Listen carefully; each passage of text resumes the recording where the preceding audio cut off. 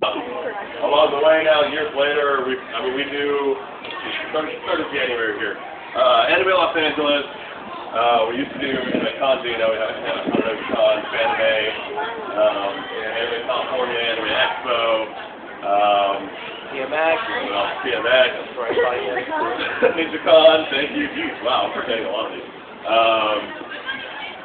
There's another one that we just did that I don't remember. It's like 8, 9 pounds a year, in addition to doing our other work. So, along the way, I think that Chris here, so I'll let him talk about himself in a second. Myself, I've done martial arts for 21 years. I started when I was 5. I started gymnastics when I was 3. I've done Taekwondo for the entire time, pretty much. I've done Muay Thai. I did Krav Maga in Israel for a little while. I did Capoeira, Federo, something style, Kung Fu. I didn't really like it. It wasn't for me.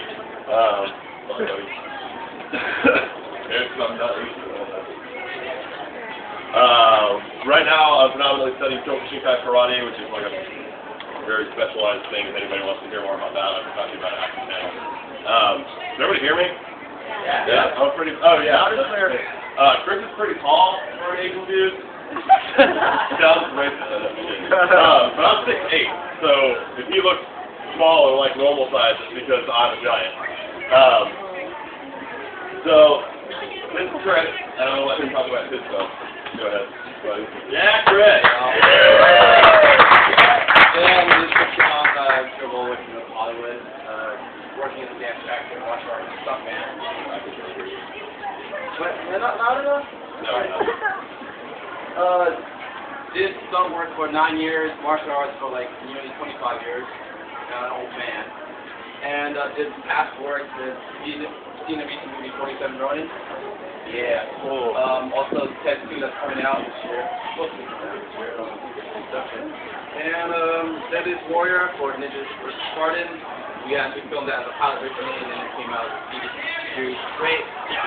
Motion capture for Call of Duty, which motion capture is really funnest job ever.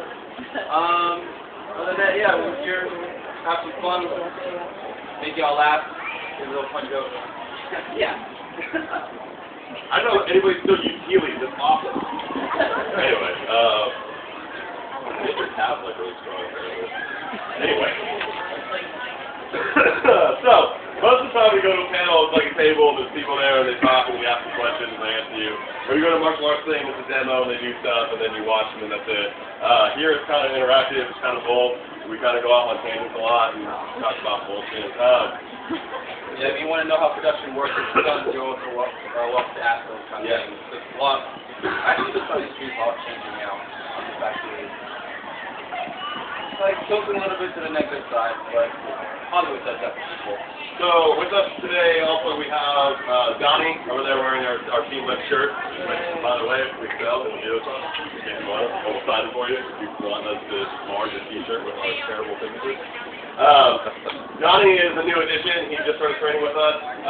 Been sitting next to him, like literally just started. He's here right now in the punching bag, like position. We need to hit something. We will take in. Donnie already started training. He needs to continue. This hasn't started yet, so he can get hurt. Later, hopefully, our costume designer for our V-Series, our live-action animated video game fight scene series, is going to come by, Justin Torre. And then the MC for the entire event is also part of our team, Andrew J. Landy, who hopefully he'll be stopping by to help us out, too. So let's get to it. Let's start with some weapon stuff. Does anybody have any questions about anything first? Yeah. Have you done gun kata before? Have I done what? Gun kata? Gun kata is not a real thing. It's...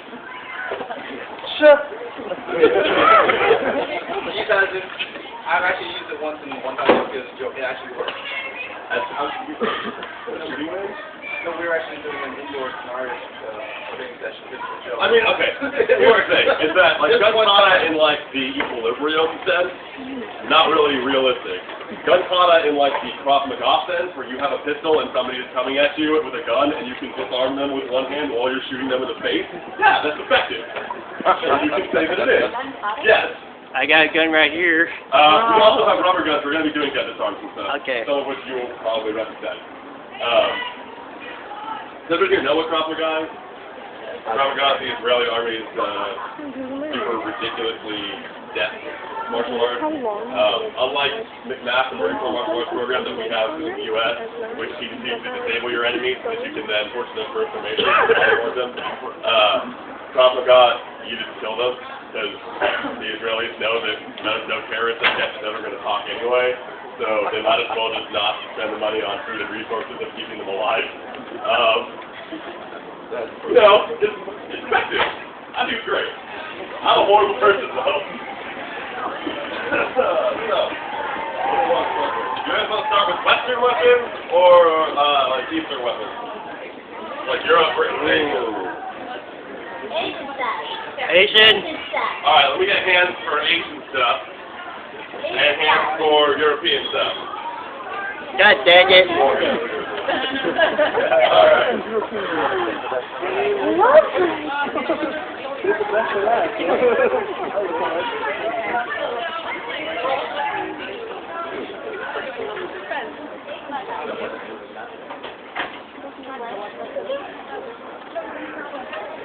Yes, yes, I am. Oh, fight. Alright, so the first thing we're going to talk about is swords. I mean, everybody has swords. So, that Johnny's holding is a wooden, what would be a two-handed longsword. What I'm holding, because I don't have another longsword, is what's called a bastard sword, or a hand-and-a-half sword. It's the German hand-and-a-half sword, but the style of the hilt is the German style. Okay, that's real. The noise that makes not mean it's real. It means that it's a stage sword. It's metal, though, yes. The stage swords are specifically designed because there is no Foley in theater, which is the after sound they put in afterwards. They are designed to do that and make that nice noise. And basically, you bring these short swords, the Celtic leaf blade over there. Thank you. And hand it to Johnny.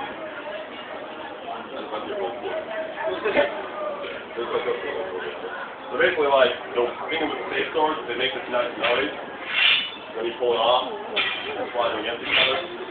Makes that cool ringing noise. That's because they can't add that sound in when you're not on safe. So, the longsword did not really have a particular style that's actually documented well enough to be like, this is English longsword style. What they have pieced together from various different accounts of stuff is the basic longsword form-ish. It's not technically official. So I'm going to do it with this, even though this is why it's called a hand-and-a-half sword, by the way, because you can only really fit, you can't really fit both hands on it, whereas that one there's more than enough room. I guess for somebody your size, they do like a three-handed sword. You look like you have small hands, well, smaller than mine. You, okay, giant?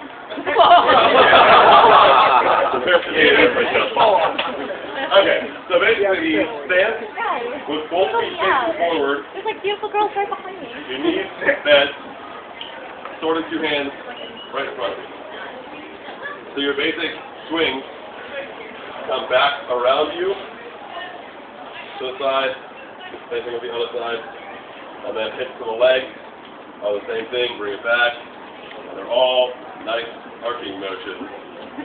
Same thing with head strikes to the top. You still come back and around. That right there, by the way, in the gray wig is Justin Latour, the costume that I was talking about. That does stuff for us. So the basic blocks now, for a block to the, like a swing coming to the side here, you bring it exactly. That is already starting. So basically, you bring it back and to the side. So you're blocking with this part of the blade, because when you block with the left part of the blade, it doesn't move very much. Blocking with the tip of the blade, it moves quite a lot. So if I block with the tip, and you're swinging the sword at me, it's going to hit exactly like that, right in my freaking head. You don't even, you think like, oh, it'll move like a couple of inches, and no, it's like exactly right in the center. Not fun. Same thing for the other side, same thing. Here, for a sword coming into the top, it's literally a turn, so that it slides down the length of the blade and impacts the hilt, which then you can shove it in your opponent's face. Then to the other side, the low blocks do not come down like this, like you will see in movies at all. Because from this position, so from that position, well now all of this is open. So we punch, we come back up this blade and across. There's so much left to do from there. So the low blocks are the exact same as the blocks up here. One thing you're going to do is bend your knees. And now you're down here, and you're fine. Because they're not going to swing all the way down to your leg. First off, I am super tall, and from here, this is not how far we're going to be. I can hit on his leg from here. I can hit this part of him, but if he drops down and does that, you can't hit anything. So they're not going to go for your legs, because the sources aren't long enough to get your ankles. And if they do, they're armored, it's not going to do much damage. Low swings aren't that powerful. As for like swings coming up like this, there's really nothing, because one, almost nobody does that, and two, when they're coming up, that there's a lot of times to be like, oh, that's what you're doing. Okay, cool, I'm back here now, and now you didn't hit me. Any questions about long sword stuff? No? Awesome. Either that means that I'm a terrible teacher, and you're all like, I don't even know what the fuck you're talking about, or I'm a great teacher, and you're like, I'm a master now. Thank you, Donnie.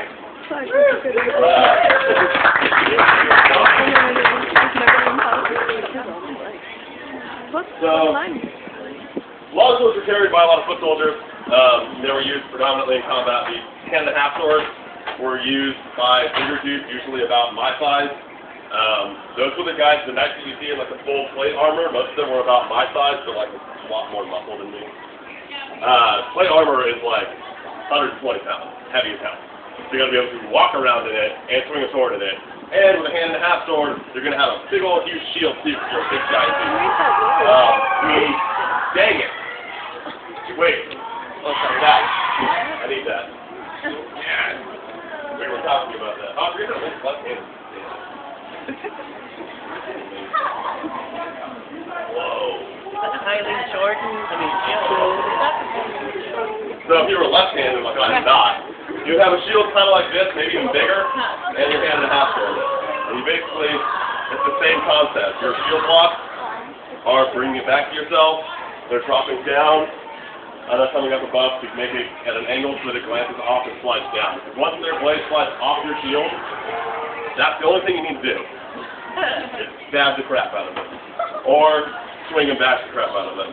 Now, the myth with European blades like this is that they're like super sharp. Has anybody seen this series Merlin? Yeah! Cry. So, except that I can only watch 2 episodes at once because I get so angry I shut it off. There's an armor called chainmail. Everybody knows what chainmail is, right? You know what chainmail protects you from? Slashing damage. Slashing. Slashing. Exactly. Slashing. So when Arthur's running around, hitting dudes in the stomach, and then pulling like he's cutting them open, and they're wearing chainmail, and then they fall down dead for no reason at all, I have to think that, like, this kingdom technically has laws where, like, you're not allowed to kill each other, but, like, if somebody gets a good hit, like, you're dead. It's like playing tag, like, or playing cops and robbers. Like, I've got you, and they're like, okay, that's fair, and they sit down. That's what that world must run on, because there's that's not going to happen. The other reason that doesn't happen with European weapons is because they're only sharp for the last 3 to 4 inches of the blade. That's because at the apex of the swing, that's where your more power is. That's why anytime you take a martial art, they teach you how to like defend against people throwing a baseball bat at you. They would tell you to step in, because getting hit with this part is not nearly as bad as getting hit with this part. There's a lot more room for that to swing. So this part is the cutting part. When you hit them with that, it'll split them open. Yes. The Ulfert was the exception, right? Which one? The Ulfert? Yes, but use that. Like we know, specialized weapons are different. Okay. We can talk about that in a minute. But standard swords like this, that's how they were sharpened. Plus, if there's an edge on it, it's going to get nicked and cut up every time you go edge to edge. A lot of the times when you're swinging for the like katanas and stuff like that, your blocks are going to be with the flat side of the blade. If you did it on your edge, the chance of your blade getting all messed up or breaking was very high. So, one of the good things that I showed before with this, Johnny, can you grab that little short sword again? Is that if Donnie's attacking me, and I block,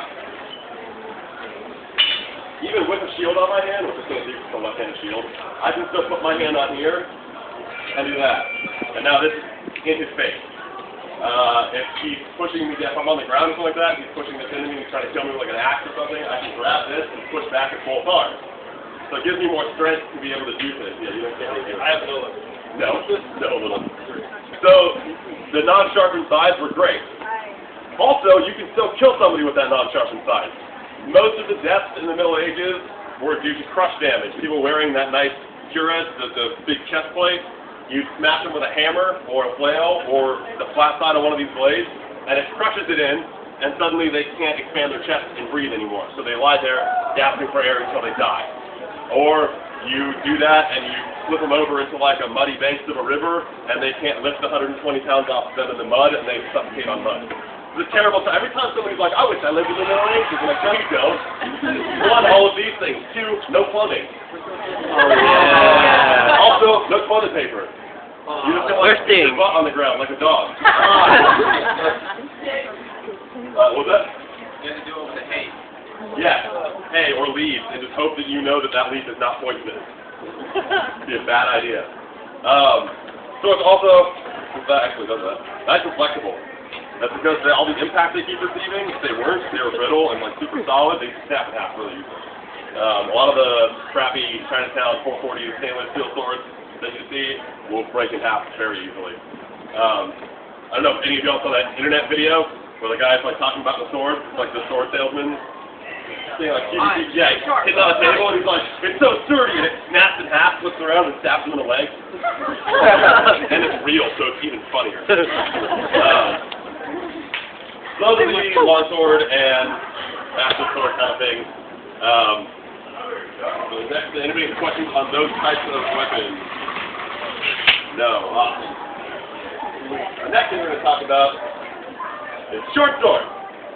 So this is the Celt Fleece blade. It's very similar to the Roman gladius. The difference between them basically is that the gladius was straight and then came to a point, had a ball on the end and like a half spear for the hilt. Whereas the leaf blade has a smaller hilt, which protects your hand like none. The pommel pretty much anything you want, and then it has this weird, nice leaf design on it. Well, it's called leaf blade. These were sharp pretty much from here up, and they were extremely sturdy. These were not used for slashing really. These were used for bashing your opponent, and it's like a machete. They were used for hacking people's arms off with multiple swings, not cutting them off in one blow like a katana. These were used by the Celts so effectively that the Roman Emperor Hadrian built a wall through what is now modern Great Britain and told everybody in the Roman Empire, if you go north of that wall, I'm not helping you, you're on your own. They lost an entire legion up there, it just disappeared. They marched them past the wall, and the Ninth Legion never came back, and to this day, there have been no remains found. Don't know what happened to them. They're finding Roman weapons of that era in that area now, but they're not Ninth Legion weapons, and so they're really confused. So this thing would have been used a lot of times with a wooden shield, because the Scots didn't really have nice metal shields unless they killed Roman soldiers and took them from them. It's just really awkward trying to do this left-handed. Can I get my arms through this thing? 1 second here, sorry. Nope, not gonna happen.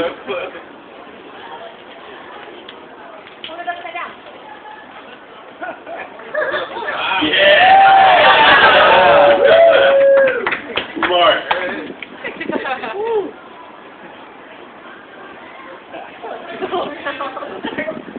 Hey man, you make it work, alright? Yeah. Actually, I really want to like try and block something and hit myself in the face. So, this will be used with a short sword. You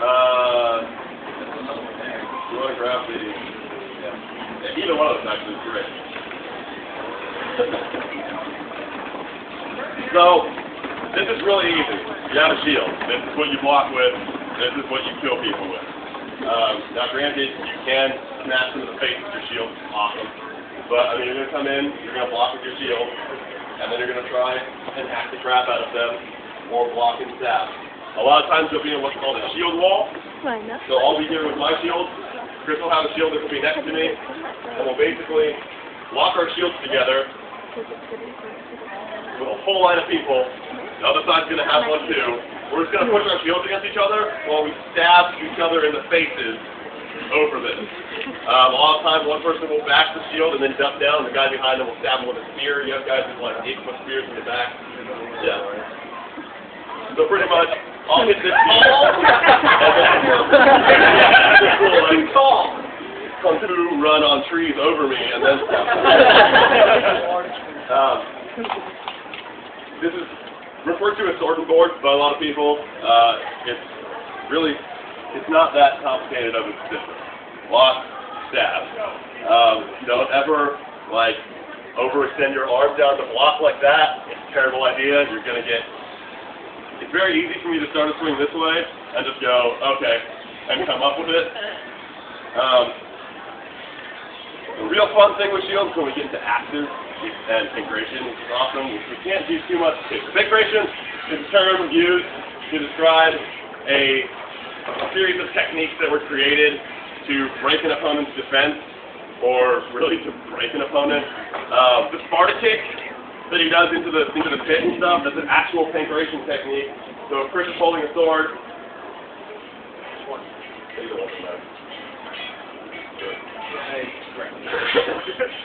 so say Chris is holding a sword.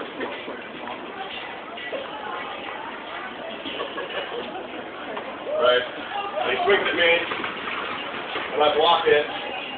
My next step, if Chris is bigger than me, is going to be to plant my sword in his chest, shove him back as hard as I can.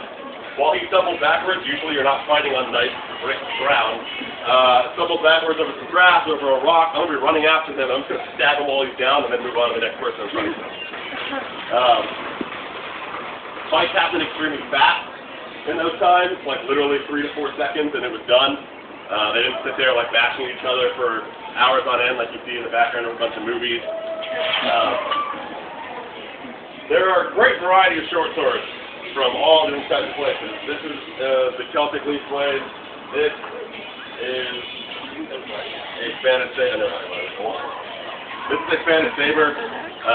This would be used very differently. We're going to get into that when we get into the next topic, which is the age where weapons started becoming smaller. If anyone has questions on standard size swords, that kind of thing, we're not going to stab you if you ask a question. Unless your question is, can you stab me? Then maybe. Yeah. How often would be dual wielding? Dual wielding. So, dual wielding is real in a sense. Would they be wielding like two short swords? Not really. It's called Florentine. It's not an easy style, and the Florentine you see in movies where they're like doing crazy things, like give me this lightsaber.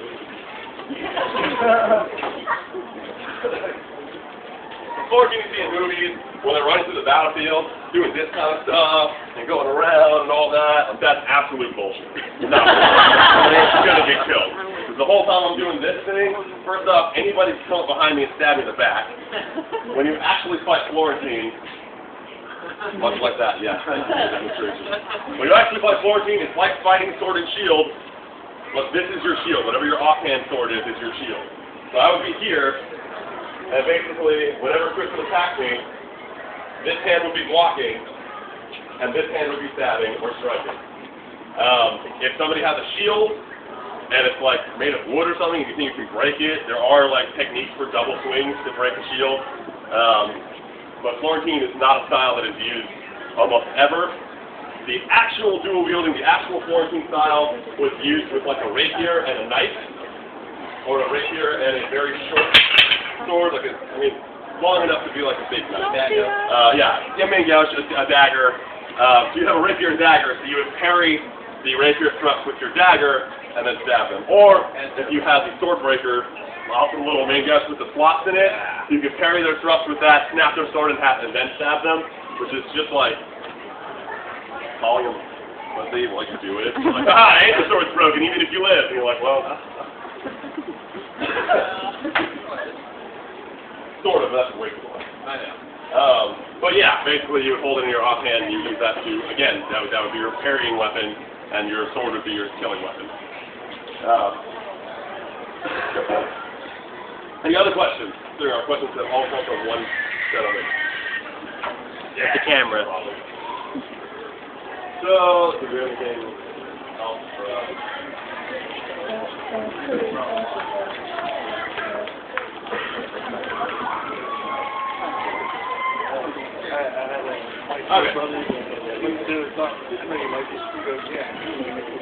So swords like that were still used during the period that swords like this were used. They were used for war, these were used for dueling. Yeah. I really wish there was like evidence of a full-scale battle where there were like 100 dudes just trying to each other. I'm so proud of us for talking about our... So, let me know what this is. Fencing sword. This is a fencing foil, correct. It is similar to the rapier or the epee or the saber. They're all used pretty much the same. This is a stabbing weapon, not a slashing weapon. This is supposed to go in between ribs, stuff like that. The rapier was actually thicker and thin. This is flimsy. This is for training and play fighting. There's a lot of interesting rules about dueling with rapiers and stuff like that, and that is one of them is the rule of right of way. So basically, Chris and I were dueling, and I went to stab Chris. Chris is going to let me stab him, because the rapier blade is only about this thick and super thin. He's probably not going to die from it depending on where I stab him. So what is he going to do, or what I'm going to do? So say Chris stabs me, so I'm going to let him stab me, and then I'm going to walk up his blade, because there's almost nothing in me, and then I'm just going to stab the ever-loving crap out of him until he dies. Or I can pinpoint and hit him in the heart, wherever I want. Once we're here, he can't do anything. I have his arm, I have his sword, not going to do much damage. So what was invented in dueling was the rule of right of way, which means that if I'm attacking Chris, before Chris can stab me, he has to parry my attack first, and then attack. If he doesn't, he loses the duel by forfeit because he broke the rules. What I don't understand is why, when people are dueling for their lives, somebody makes up a stupid rule like this, and everyone at the time period is like, yeah, that's fair. It's like, no, I'm going to let him stab me, and then I'm going to kill him so I don't die. That'd be me. So, rapier fencing, or rapier combat, is all in the wrist. So it's all going from here, and stabbing, thrusting like that, parrying this way. I don't like it. What's that? Rapier is more for slash. Yeah, rapier is using this to slash, because you have that sharp part, but again, only about this part of it is sharp, because that's where your apex is, and you need to be able to block and parry with this part. This rapier always has a guard in front, and you never have it pointed out. You always have it pointed upwards. So that way, when someone lunges at you, then you have to parry it, block. And from here, you can actually whip it right on. Flash right on. Because I used to compete in the UK nationally. Painful to that ever. Because most of the time when you're actually fencing sabers, you just end up whiplashes. No one ever like points the rapier at you. They just want to get you whipped. Cross all over your torso. It's going waist above anywhere. Target is the point. So it's actually hard. When round, you can hit around the head or on the back. Anyway, and there's all electronic. And then, so yeah, what we actually wear is like this little electronic garment, and then when the metal contacts the garment, the little light pops up saying, yeah, you hit. We're talking about sabers, not rapiers. Rapiers are stabbing weapons. Sabers are slashing weapons. And there is no rapier sports league. That would be foil and epee. So that's a foil. They use the same way as a rapier. It's a stabbing weapon only used by your wrist. The difference between a foil and an epee is that an epee is thicker like a rapier. And in foil fencing, your target is this hitbox on your chest and your face. That's the only place you can score points. Whereas epee, every single thing in your body is legal, which is why when I did epee fencing, people didn't like me because my arms were longer and I would just stab them with the foot constantly.